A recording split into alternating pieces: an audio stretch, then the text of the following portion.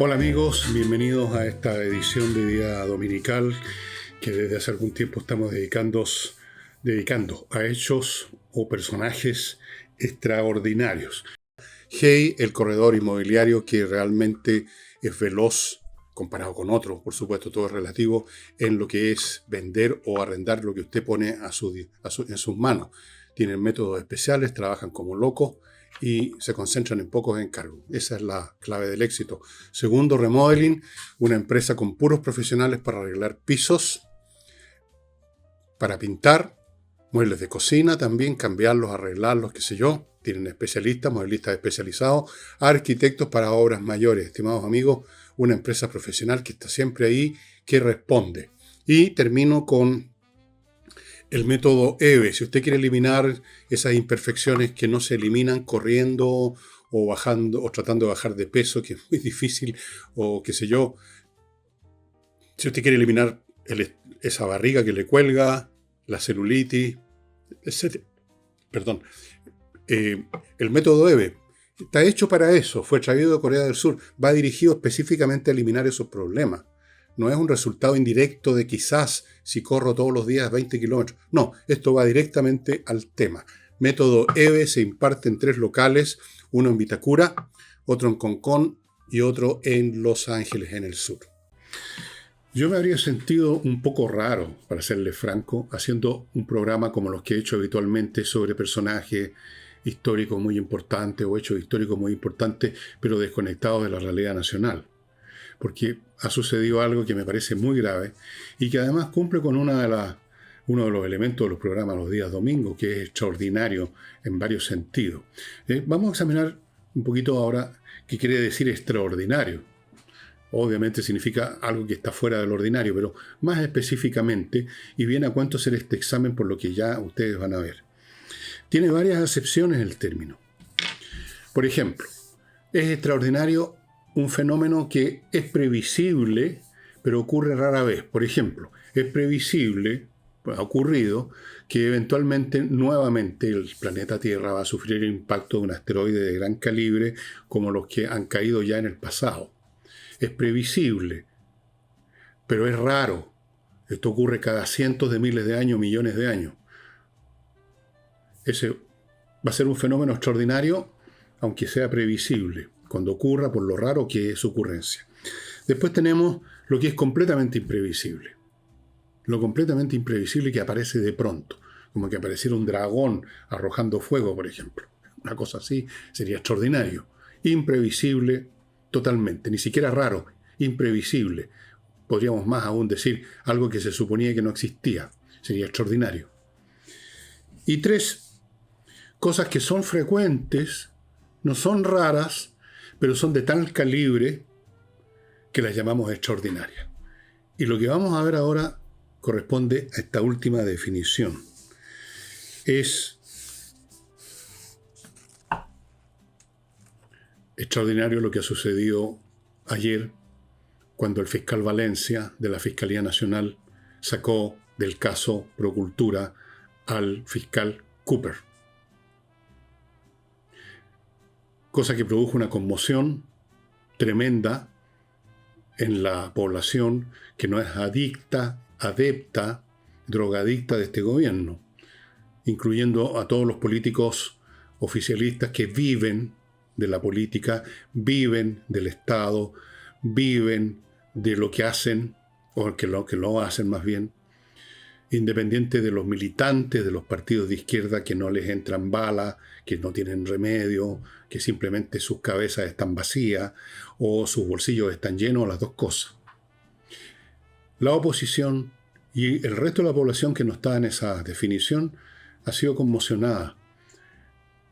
No es primera vez en que vemos la intervención de las fuerzas políticas que están en el poder, haciendo uso de recursos institucionales para disminuir, aminorar, invisibilizar, desvanecer, evaporar una situación que les compete, que les hace daño. Pero esto, que en un caso tan serio como el de Procultura, porque Procultura es además no solo Procultura, sino que en el fondo se está enjuiciando directa o indirectamente a todo el sistema que se creó con las fundaciones. El caso Procultura además era especial, no solo como representativo de una situación masiva, sino porque estaba involucrado directa o indirectamente el presidente de la República. No lo siga negando, señor Boris, perdón, capitán Tsubasa, o como sea que se llame, o los Dragon Ball, por lo de Balls especialmente. Es un hecho que incluso supera todo lo que ya hemos visto. Supera los indultos presidenciales a delincuentes. Supera la ineptitud, como se trata la incompetencia, y yo diría la complicidad con que se trata el tema de la macrozona sur. Aquí hay una intervención directa para impedir que un fiscal siga investigando un escándalo político que mancha indeleblemente a el partido del presidente de la República y lo salpica a él también. No lo nieguen. Ahí están las conversaciones telefónicas.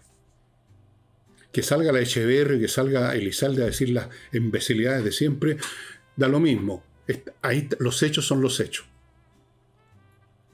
Es un hecho extraordinario, por lo grave, por lo que significa.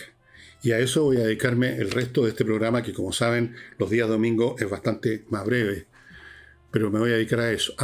Bueno, ustedes saben que el fiscal Cooper estaba haciendo todo lo necesario para ir realmente cavando este tema de la Fundación Procultura, que es una de muchas que más o menos han hecho lo mismo. Se han engordado con dinero público. Con su dinero, con nuestro dinero, de nuestros impuestos, ha ido a dar a los bolsillos de toda esta manga de ineptos, de doctrinarios y de revolucionarios al peo. Y en este caso de Procultura, estaban involucradas personas, digamos, de más peso, digámoslo así, y Cooper estaba investigando.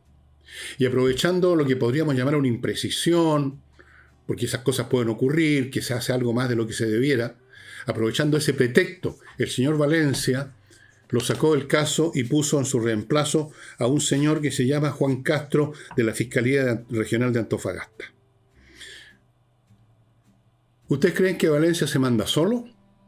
¿Ustedes creen que el fiscal general Valencia hizo esto sobre la base de sus propios criterios personales como director de la Fiscalía Nacional? No, ¿no es cierto? Ya venía de antes una tremenda presión de los principales involucrados, el famoso partidito de estos cabritos huevones que llegaron al país a salvarlo de los viejos, a salvarlo de los transaqueros, a salvarlos de la Concertación, a salvarlos del imperialismo, creo que hasta de los extraterrestres. Ellos venían con su ética superior y han estado metidos en todas las cochinadas.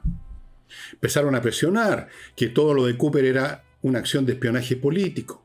El Partido Comunista también, obviamente, se tenía que sumar. Después de todo, el Partido Comunista es como el Vaticano del Frente Amplio. Y eso lo conocemos, que estaba así hace días, que se estaba presionando. Bueno, funcionó la presión, pues. ¿Quién de la moneda, yo me imagino quién, agarró el teléfono y llamó? ¿Qué presiones recibió Valencia? Quizás no solo un telefonazo, porque ustedes no van a creerme, por favor, ni por un minuto, que esto fue simplemente una decisión puramente técnica del fiscal Valencia. Este tema es político y las decisiones que se toman son necesariamente, indubitablemente políticas. Bueno, obviamente la oposición saltó y, por lo que yo he visto, exigen el reintegro inmediato. Una manera de hablar, no va a haber ningún reintegro inmediato, ni inmediato. Alguno habló de que esto era una lápida del caso Procultura, probablemente sí. A lo más, el próximo fiscal, ya están todos advertidos, ojo, hacer algo contra el régimen, hacer algo contra los camaradas revolucionarios, ustedes pierden las pegas, se les sacan el caso, su carrera funcionaria es deteriorada gravemente, si es que no la pierden. Entonces están todos notificados con el señor Cooper de que cuidadito con el presidente y con todos los demás que llegaron al poder. Bueno, entonces una lápida para el caso Procultura, cuando más, dijeron algunos, van a hacer caer un par de cabezas, pero nada más. Van a encapsular este tema como han hecho con otros. Pero muchas de estas críticas de la oposición pareciera, por el lenguaje que usan, por la manera como la describen, este escándalo monumental, es como que fuera un tema vinculado con el fiscal Valencia, simplemente. Alguno habrá quizá insinuado algo más. O, por último, aunque involucren también a otros en la moneda, lo ven como un fenómeno puntual. Y ese es un error, pero enorme. Esto, estimados amigos, lo que hemos visto ayer,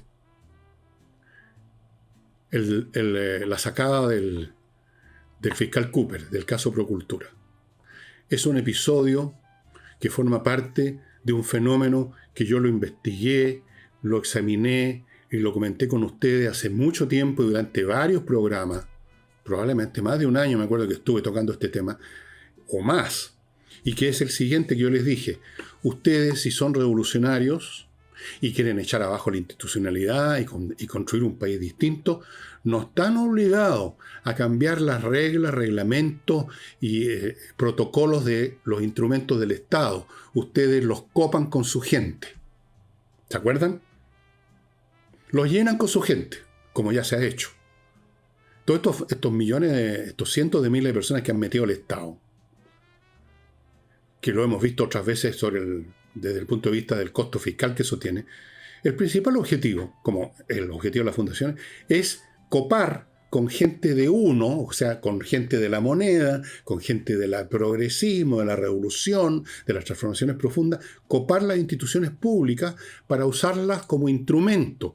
Este fenómeno de Cooper es una prueba abierta, desnuda, transparente y de texto de que este proceso de copamiento de las instituciones para convertir el Estado no ya en lo que aparece en los textos, un organismo que tiene sus propias reglas, que tiene sus propios propósitos y cada diferente generación política que llega al poder simplemente ocupa los cargos de esas instituciones y ejecuta las tareas que corresponden a esa institución según sus propios protocolos y normas. No. Ocupan las instituciones para instrumentalizarlas. En el caso fundaciones, por ejemplo, ¿cómo se instrumentalizó el Ministerio de Hacienda y otros ministerios, el Ministerio de la Vivienda? Usándolos como fuentes de financiamiento para las fundaciones. ¿Qué tenía que ver eso con los protocolos, con las normas, con la razón de hacerse de su ministerio? Nada. Pero si usted los llena de gente, de su gente, usted hace lo que quiere. Porque una institución, estimado amigo, es una palabra grande, gruesa, pesada, contundente. Pero una institución, haciendo abstracción del personal, no es nada, es un cascarón. Es un edificio, son algunos equipos físicos, son unas normas que están en un reglamento y nada más. Los que hacen funcionar una institución de una manera o de otra es quienes están adentro. Y así ha sido en todos los procesos revolucionarios, ya sean pencas y rascas como este, o digamos histórico y de gran calado como fue la Revolución Francesa.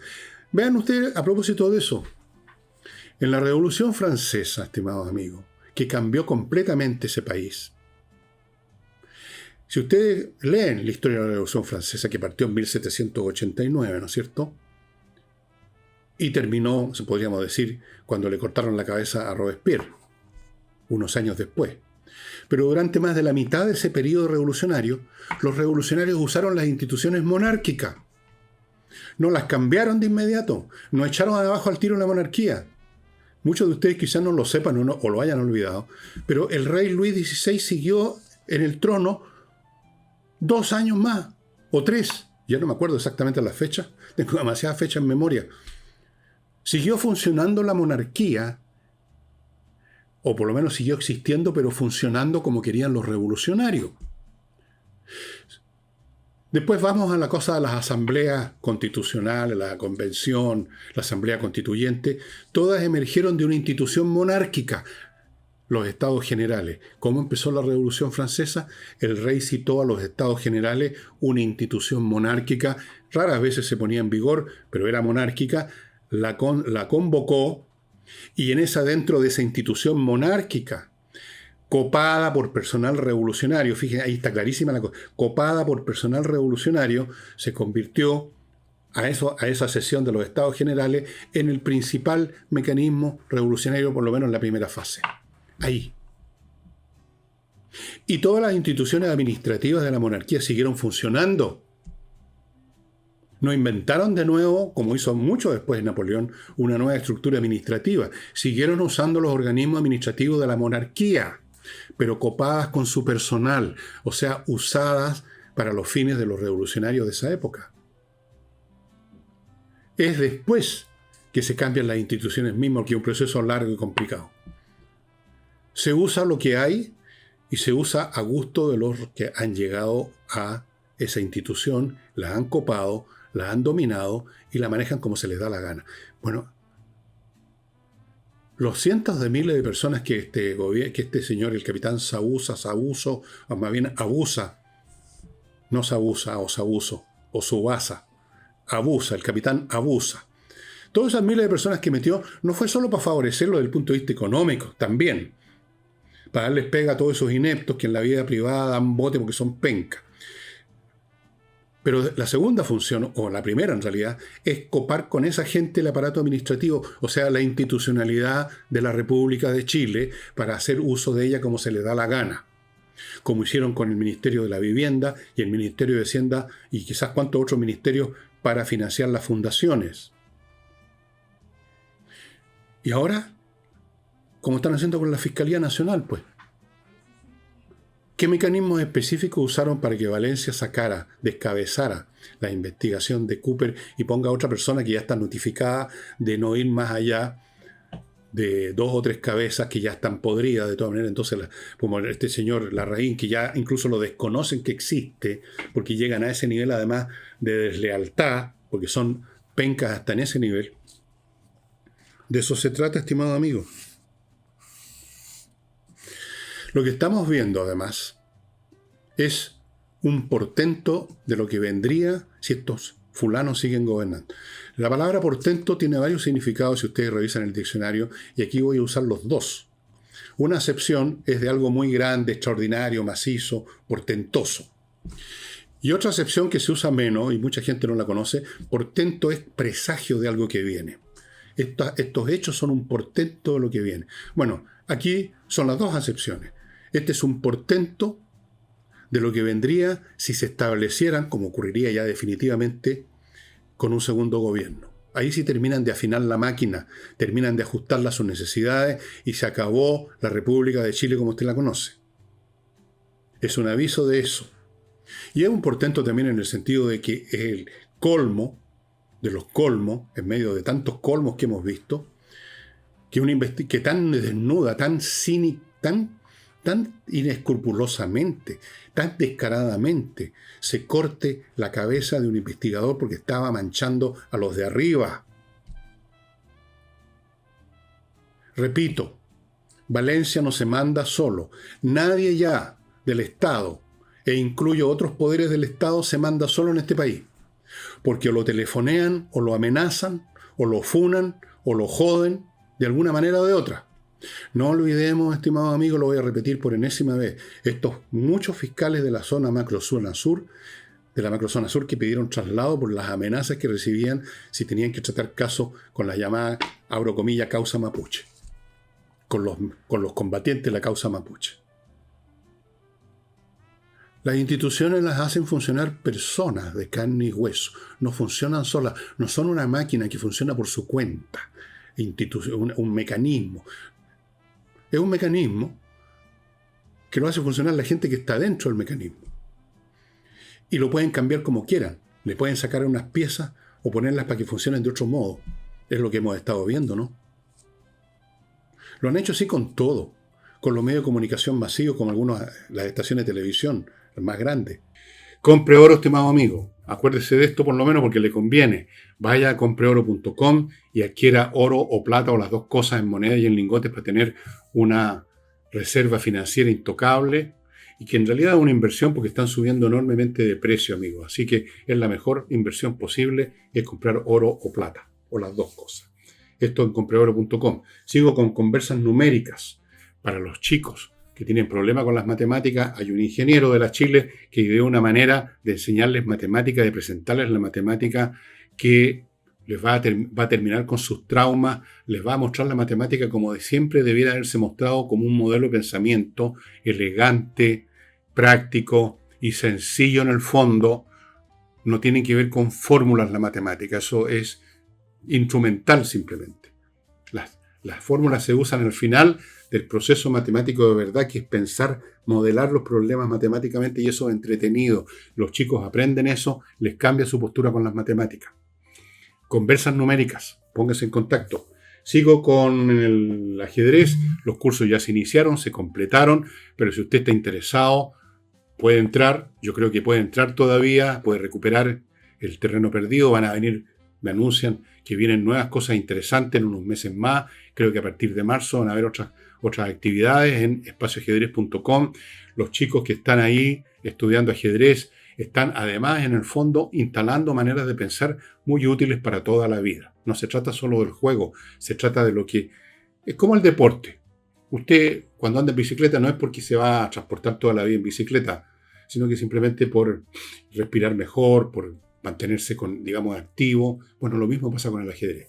Y termino este bloque con flamencas.cl, el sitio donde usted puede ubicar a estos artistas del flamenco para que le brinden un espectáculo privado precioso. Por ejemplo, han habido espectáculos que han tenido ya estos artistas en familias que querían homenajear a un abuelito que había llegado de España y que le gustaba el flamenco, o un cumpleaños cualquiera de otra persona. Han estado en cumpleaños, han estado en matrimonio, han estado en eventos corporativos, han estado en restaurantes. Habitualmente están en Casa del Jamón, pero pueden estar en otros restaurantes también. Es una música preciosa y un espectáculo novedoso para mucha gente. Bueno, otros no tienen una injerencia directa, reglamentaria, digamos, pero tienen influencia, amenazan e influyen grandes medios de comunicación de este país desde el día 1 del llamado estallido social. Han estado acogotados y arrinconados para que den y dieran, como hicieron, la versión oficial del estallido social. Estamos en presencia de un grupo político distinto a todos los que hemos tenido antes, con excepción quizás del grupo que rodea a Salvador Allende, pero incluso ese grupo era distinto a este. Estos fulanos no tienen escrúpulos de ninguna clase. Estos tipos quieren echar abajo el sistema institucional como lo revelaron las proposiciones de la propuesta plebiscitaria, la primera. Y que ellos mismos decían, esto para nosotros es esencial. Son revolucionarios, entiendan de una vez por todas. Quieren echar abajo nuestros valores, nuestras instituciones, la manera como funcionamos, hasta nuestras costumbres, hasta nuestro lenguaje. Y no lo olvidan. Un revolucionario es como un extremista islámico o como un beato o como cualquier tipo que tiene una creencia fanática en algo. Nunca la olvida y si fracasa en un momento busca otros medios. Si no puede entrar por la puerta, entra por la ventana, por la puerta trasera, por el techo, por la chimenea. ¿Creen ustedes que el capitán Tsubasa, o más bien dicho el capitán Abusa, ha dejado de ser un revolucionario con su barbita y su bigote, cada vez más revolucionario el Perla? ¿Creen ustedes que todo el personal de la coalición gobernante han dejado de creer en las estupideces que creen? ¿Ah? Como Winter hablando de que, por Dios, que le gustaría una sociedad sin clase, como si esto fuera una cosa que se determina por decreto. Por decreto, el día de mañana, Winter nos va a anunciar que quiere eliminar la fuerza de gravedad porque los viejitos se caen debido a la fuerza de gravedad y se rompen la cadera. No puede ser, eso es una cosa reaccionaria. Hay que eliminar la fuerza de gravedad. Son muy tontos, pero son persistentes en su estupidez. Y no tienen escrúpulos, porque tienen un fin superior, según como ellos lo ven. Estarían dispuestos a degollar a su abuela para promover su causa. Entonces, ¿qué les cuesta llamar a Valencia o amenazar a Valencia o presionar a Valencia para que aproveche tal o cual imprecisión que haya podido cometer Cooper para cortarle la cabeza completamente? No para decirle, mire, esto no lo haga, esto de interceptar el teléfono de la señora, de la raíz, no correspondía. No se quedaron con eso. Aprovechemos este evento para cortarle la cabeza respecto a la causa en su conjunto. Este es un presagio de lo que viene si ganan estos fulanos, esta plaga que le llegó al país, plaga porque son una plaga, si ganan de amigos, que esto es muy serio, es un portento de lo que podría venir, porque la próxima vez, yo les aseguro, ya no van a tener tantas dificultades como ahora. Ahí las cosas les van a salir como por un tubo, como se dice. Y ahí el país está jodido. Ahí el país está jodido, ahí caímos en el venezolanismo, el haitismo, el cubanismo, lo que sea. No vamos a tener un Milei aquí que nos rescate. Este país no produce Milei. Este país produce en la política de oposición puras calamidades. Dios mediante y la Virgen del Carmen de apoyo, que la gran mayoría de las personas que están contra este gobierno calamitoso existen. A Dios gracias, porque sin ellos esta oposición por sí sola es un chiste mal gusto. El libro que les voy a mostrar, se lo he mostrado en otras ocasiones, pero lo muestro de nuevo porque es muy entretenido, está vigente para los que quieren entender cómo nació el mundo moderno. Cuando terminaron las guerras napoleónicas en 1815, empezó otro mundo, empezó el desarrollo de todo lo que vendría a ser el mundo de la revolución industrial, la modernidad, las guerras mundiales, lo que somos ahora. Todo pasa por lo que empezó a ocurrir a partir de 1815, el nacimiento de la modernidad, y así se llama este libro, que está en castellano, The Birth of the Modern, de Paul Johnson, que es un historiador que ya falleció, muy entretenido, escribe con mucha gracia, y se apoya en muchos otros historiadores. O sea, este tipo no escribía solo esto. Yo creo que no tenía un título de historiador, pero ni falta que hace. Uno no necesita un título de nada para aprender, conocer, practicar una ciencia o un arte. Es cuestión de dedicarse. Él se dedicó y este libro es de todos los que ha escrito. Yo tengo muchos de él, y porque me gusta cómo escribe. Este es el mejor, es el más entretenido de todo. Ahí se van ustedes enterando de muchas cosas que pasaron en los años que siguieron a la batalla de Waterloo, tecnologías que aparecieron, nuevas costumbres, valores, política en gran nivel, política en un nivel menor, anécdotas de personajes, invenciones, cambios de costumbres, todo súper entretenido este libro. Yo lo he leído 2 veces. Y si tuviera tiempo, pues creo que no tengo, lo leería por tercera vez, estimados amigos. Ya, pues, y eso sería todo por hoy. Ya ven ustedes que hice un programa usando la palabra extraordinario, fuera de lo ordinario de lo que normalmente hago, pero realmente me parecía muy raro, me habría sentido muy raro de hablar de la inmortalidad del cangrejo, como se dice, mientras estaba ocurriendo esta situación. Bueno, nos vemos el lunes. Muchas gracias. La noticia política del momento, que duran una semana en vigencia en Chile, no importa si son importantes o no, es una semana. La noticia política en vigente es que el Tribunal Constitucional, cesó en su cargo a Isabel Allende, en su calidad como congresal, entiendo, o va a cesarla, no sé si sea ya determinado. Habría ocurrido así, se supone que es una filtración, bueno, no sé. ¿Podrá cambiar este fallo así por presiones? Todo está por verse. El hecho es que produjo reacciones del gobierno que yo ya comenté a la pasadita en un programa del fin de semana, en el sentido de que el gobierno no se limitó a lamentarse, a llorar lágrimas de sangre, todos de arriba abajo, sino que además apareció la señora vocera, la señora Echeverri, a no solo lamentarse, sino que a decir que esto constituía un grave precedente. Y uno se pregunta, ¿por qué aplicar la ley, y más que la ley, la Constitución, que es muy clarita en esto de que las autoridades no pueden estar haciendo negocios con el propio Estado? Es muy clarita, las sanciones también están ahí transparentes. ¿Por qué aplicar la Constitución, o sea, validar el Estado de Derecho, es un grave precedente? Parece que se dieron cuenta que la señora Echeverri una vez más metió las patas, porque han tratado de contextualizar, que es la típica respuesta cuando se mete la pata, cuando se dice un idiotez, dicen es que hay que ponerlo en el contexto.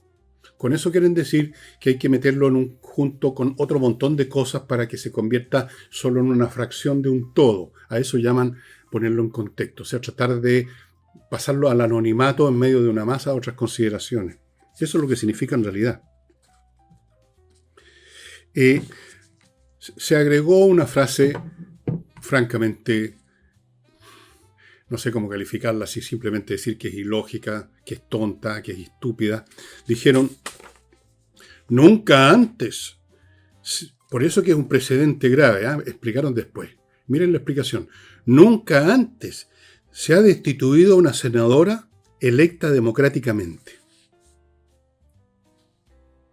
¿Y eso qué? Esto lo único que significa es que nunca antes, que se supiera al menos, una persona que tenía un cargo como congresal había intentado hacer lo que intentó la señora Allende. Nunca antes había habido alguien tan desconocedor de la Constitución. Nunca antes había habido alguien que se sintiera protegida por los compañeros y los amigos y las amigas en el gobierno. Nunca antes. Así que nunca antes se había ocurrido, aparentemente. Puede haber ocurrido a la chita callando, como se decía antiguamente. Es completamente irrelevante, además del punto de vista puramente lógico y no solamente empírico, en el sentido que antes no había ocurrido. Muchas cosas ocurren sin que hubieran ocurrido antes. Miren qué inteligentes son. Pero además jurídicamente no tiene ningún sentido. No importa. No importa que antes no se había cometido un delito, una vez que se comete tiene que aplicarse la ley. Por supuesto, nunca antes, cuando se cometió el primer crimen, no sé, arrojando a alguien por una ventana, también alguien podría decir, nunca antes se había cometido un crimen arrojando a alguien por una ventana.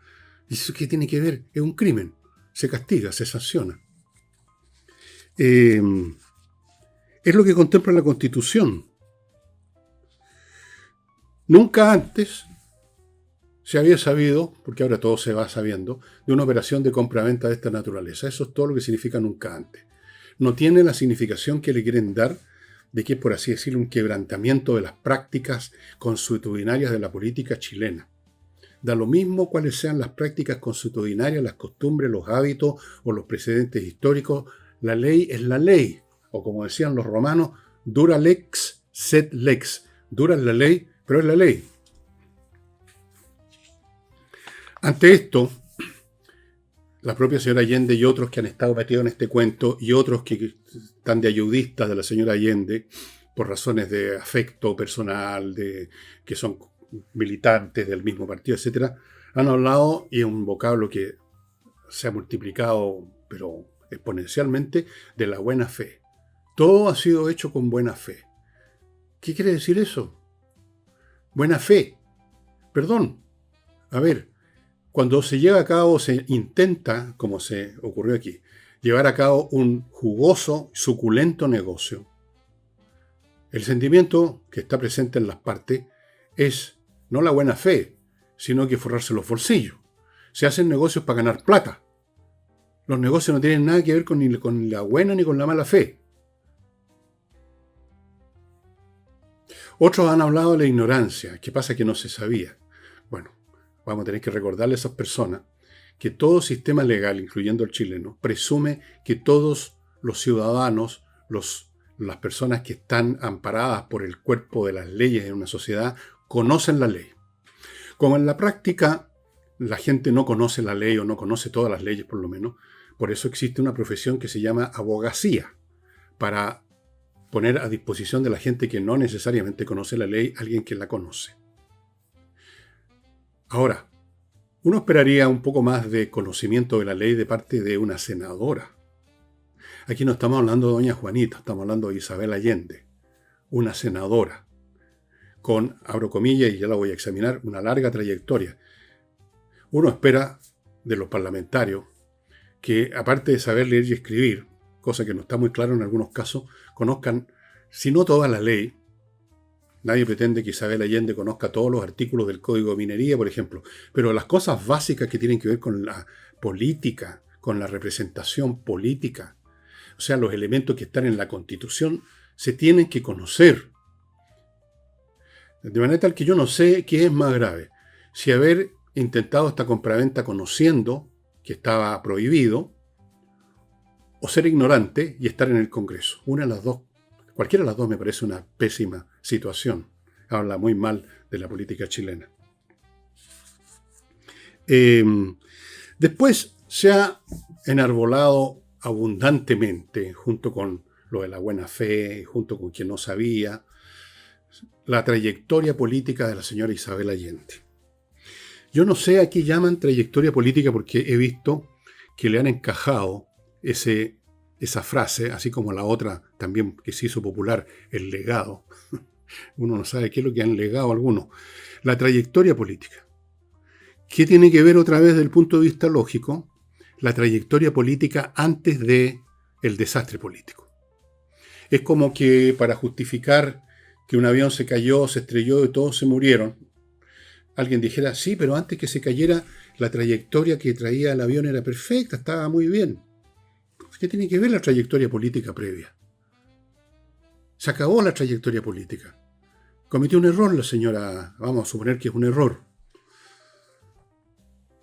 De buena fe, por supuesto. ¿Qué tiene que ver la trayectoria política? No tiene nada que ver. Segundo, ¿cuál es el contenido de la trayectoria política del señor Isabel Allende? Yo la he conocido en alguna oportunidad, me parece una dama, lo he dicho aquí, una dama, una señora bastante fina, seguramente buena persona, no la conozco a ese nivel. Pero ¿cuál es su trayectoria política? Como para poner, por ejemplo, alguien por ahí dijo que la trayectoria de defensa de la democracia. ¿En qué consistió esa trayectoria de defensa de la democracia? La señora Isabel Allende se convirtió en senadora no porque defendiera la democracia, sino porque se restableció la democracia y existió otra vez el cargo de senador. ¿Qué hizo antes? No tengo idea cuál fue su trayectoria. No sé si hubo una trayectoria en Chile, Isabel Allende. No recuerdo, para serle franco, si se quedó en Chile o si estaba fuera de Chile. Yo no sé en qué consistió su trayectoria en defensa de la democracia. Pero se dicen este tipo de cosas. Por lo demás, luego, porque esto fue una diarrea de frases por el estilo, apareció el señor Boris, para variar, hablando del legado de la familia Allende. ¿A cuál legado se refiere Boric? El legado de Salvador Allende fue un golpe de Estado. Y todo lo que eso significó para él, supuestamente, no, a él no le ha pasado nunca nada a Boric, ni a ninguno de los demás personajillos que están en la política ahora. Ellos, ni un problema. Tal vez sus papás, no sé. Entonces, ese es el legado de Salvador Allende. Independientemente de sus valores personales, que yo he rescatado acá varias veces, no tengo ningún problema en reconocer que era un gran tipo, pero su legado político fue un golpe de Estado. Fue un desastre. ¿Cuál fue el legado ahora de la hija?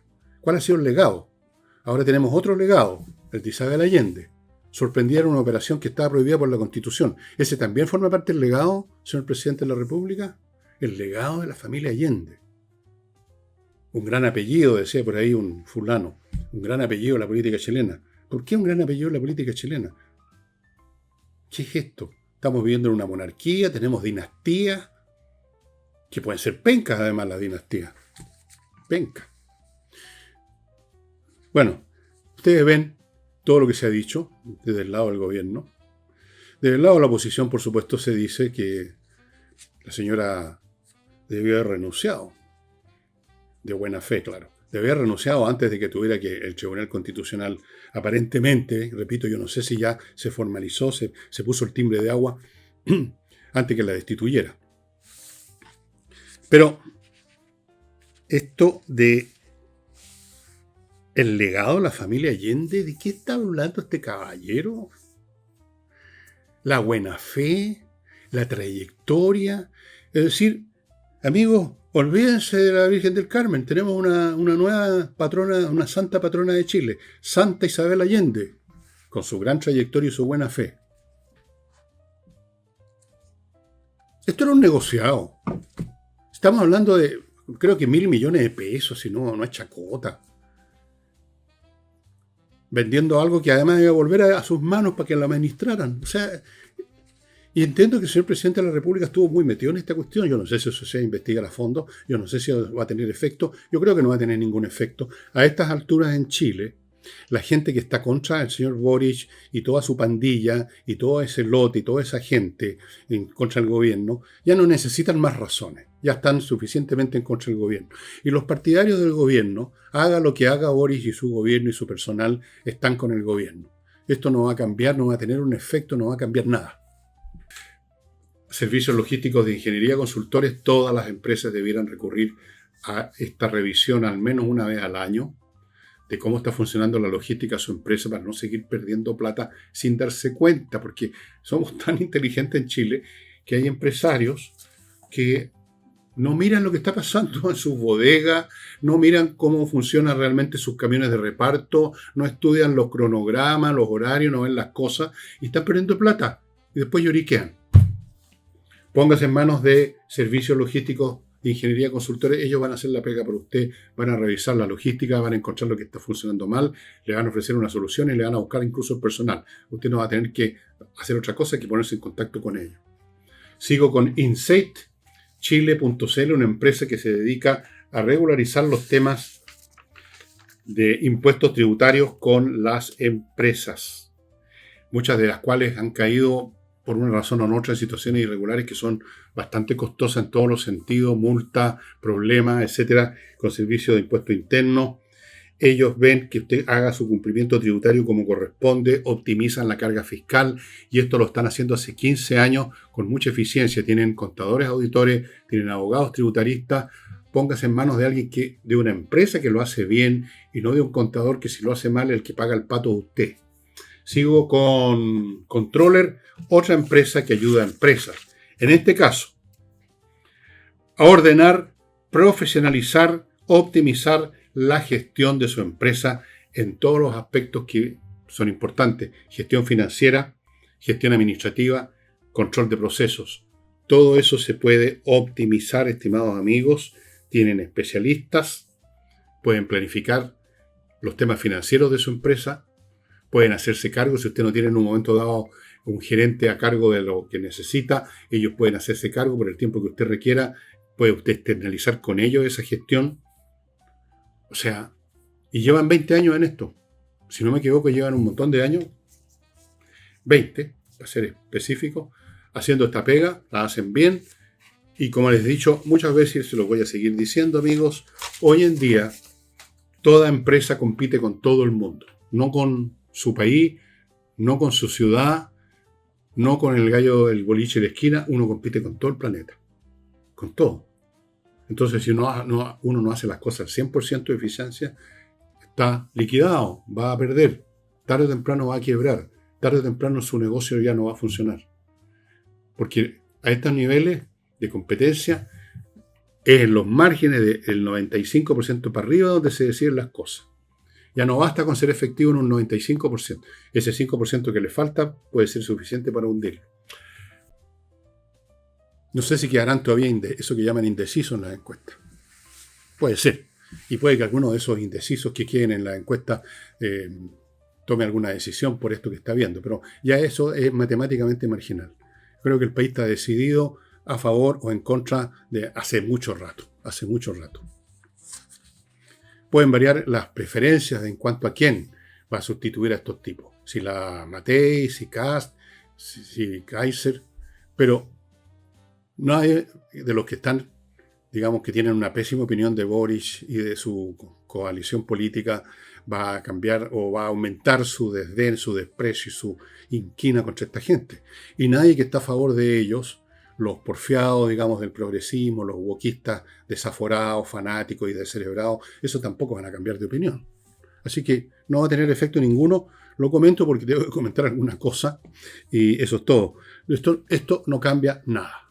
Cambia para la señora Allende, cambia para algunos cercanos a ella, sus camaradas políticos, les debe palpitar el corazón de emoción, pero desde el punto de vista del país no cambia nada.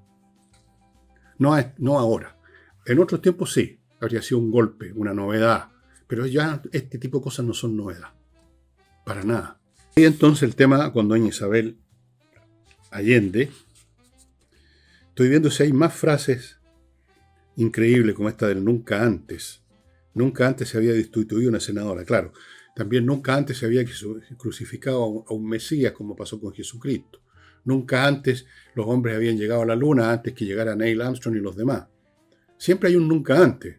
Y eso no tiene ningún valor jurídico, ni moral, ni de ninguna clase, ni político tampoco. Así que estas personas realmente razonan como los cafres. No sé qué tienen adentro en la cabeza. Bien. Vamos ahora a propósito de gente con no sé qué cosa en la cabeza, al señor Carmona, presidente del Partido Comunista, quien hizo una serie de declaraciones a propósito de las críticas que ha producido el hecho que se proclamó que el partido ha proclamado literalmente, faltan el timbre de agua, parece que eso es lo que quiso insinuar el señor Carmona, corriéndose, ya lo van a ver. Se proclamó literalmente a la señora Janet Jara, ministra del Trabajo, como candidata del Partido Comunista, estando todavía en su cargo, cosa que no corresponde. Entonces se acusa a esta campaña, a esta proclamación, se acusa a la señora Jara de haber usado los recursos del Estado para promover su carrera como candidata presidencial.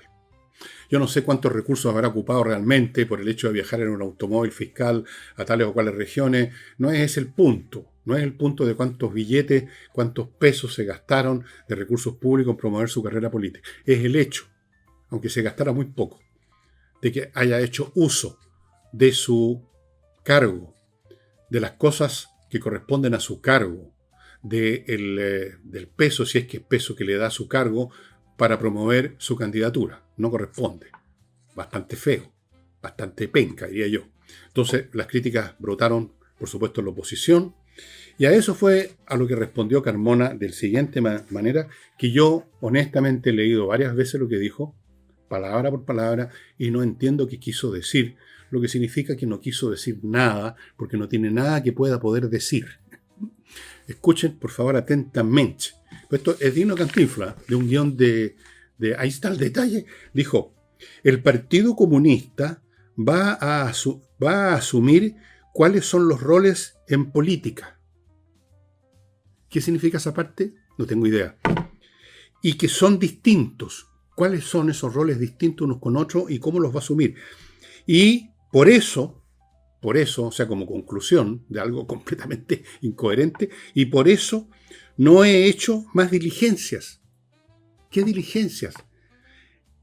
Y luego, coma, es la conversación con el presidente. Esto es como lo que dice un curadito, digamos. Oye, porque nosotros no vamos a asumir, hombre, cuáles son los roles de política. Tráete un reservado. Y que son distintos y por eso no he hecho una diligencia. O lo digo como Cantinflas, ¿cómo prefiere usted? Pues porque el PC, no, porque usted viene y nosotros somos el Partido Comunista. No, nosotros vamos a asumir cuáles son los roles en política, porque hay roles en política, no, el rol A y el rol B, pues entonces vamos a asumir, y que son distintos. Bueno, ¿qué es esto?